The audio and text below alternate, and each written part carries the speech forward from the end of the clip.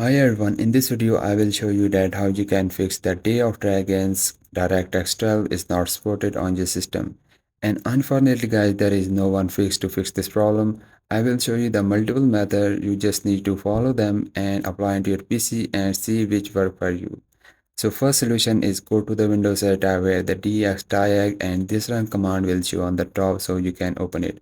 Here you will see the DirectX version, so you just need to make sure that it is the DirectX 12.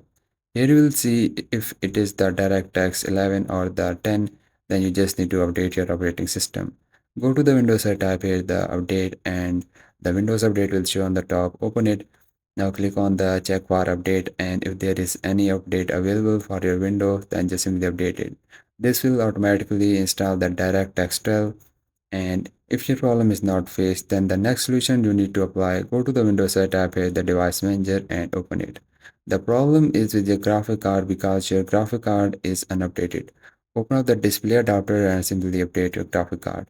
If you have the NVIDIA graphic card, then just simply open up the NVIDIA software and update it. If you have the AMD graphic card, then just simply open up the AMD software and update your AMD graphic card. If your problem is still not fixed, guys, then you can open up your any browser and search for the DirectX 12 download. And just open up the first website of the Microsoft.com. And the DirectX will start downloading automatically on your PC.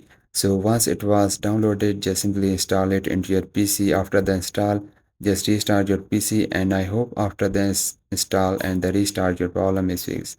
And if your problem is fixed, please don't forget to like this video because this is only motivation for me, and I will see you guys in the next video.